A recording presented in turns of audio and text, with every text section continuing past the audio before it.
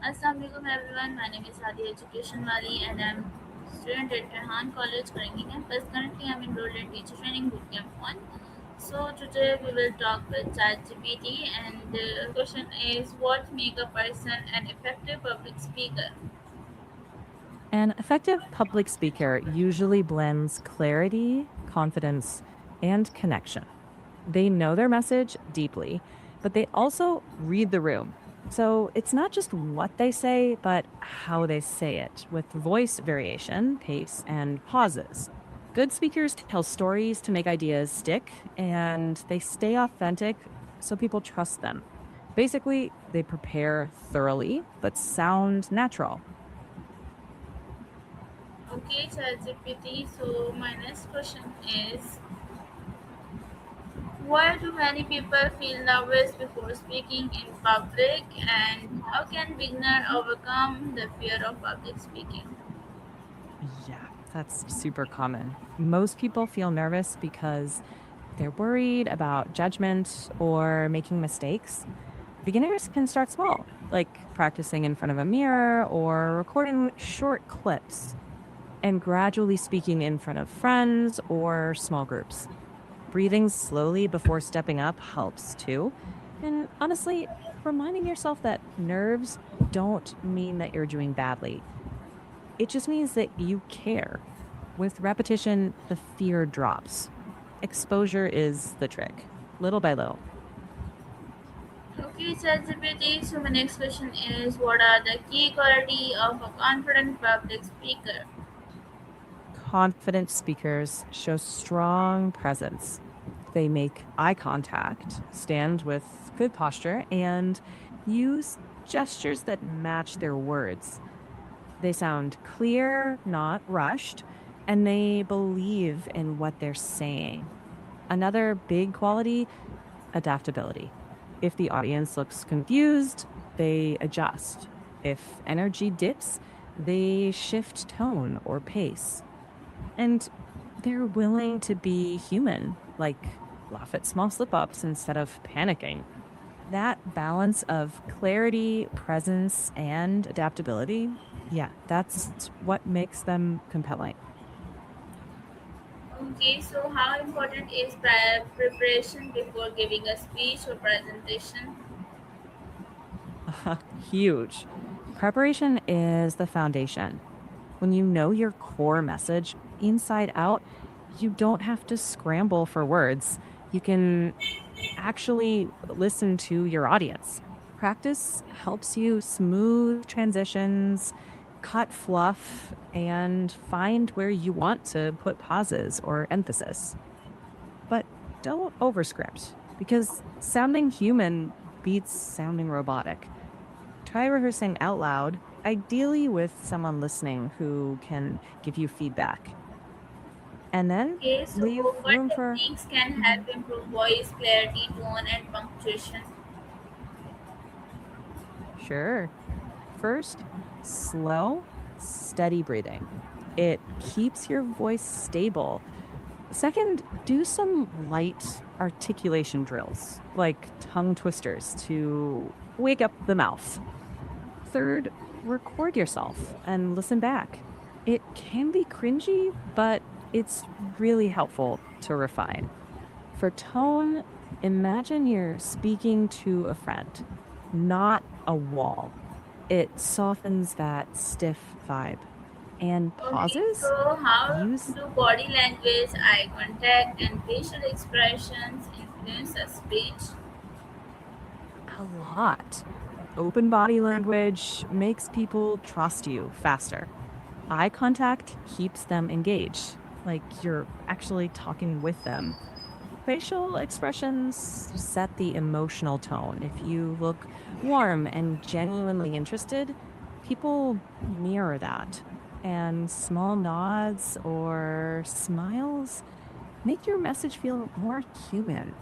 When your face and body match your words, audiences usually lean in without even realizing it. Okay, so what role storytelling play in making a speech more engaging? Stories are magic. They turn abstract ideas into something people can feel. When you wrap a lesson inside a short story, people remember it longer because emotions stick. A good story humanizes the speaker too, like you're sharing rather than lecturing. And it builds trust because stories show your experience instead of just facts. Even a simple personal example can keep people leaning in instead of tuning out. Okay, so how can practicing regularly improve public speaking skills? Practice builds muscle memory for pacing, breathing, and phrasing. So delivery feels smoother and less forced. It also lowers anxiety because your brain starts to know what to expect. Recording yourself, presenting to friends, or joining small speaking groups can help a ton. And each round of practice gives you a little more confidence. So when the real moment comes, you feel ready instead of terrified. Okay, so my next question is how should a speaker handle mistake or unexpected questions during a presentation? Stay calm. Pause, breathe, and acknowledge the moment lightly. Like a small slip, you can smile and move on. If it's a question you don't know, it's okay to say, "That's a great point. I'll check on that." Honesty actually builds trust more than bluffing ever will. With tough questions, repeat or reframe them so the audience knows you're engaging with it. And if you make a mistake, just fix it quickly if you can, or own it and keep moving. Okay, ChatGPT, what are Audiences, some common mistakes people make while speaking in public, and how can speaker keep their audience interested from beginning and to end? let me think. Common slip ups include talking too fast, reading from slides, overusing avoiding eye contact, monotone voice, too much information, and poor preparation.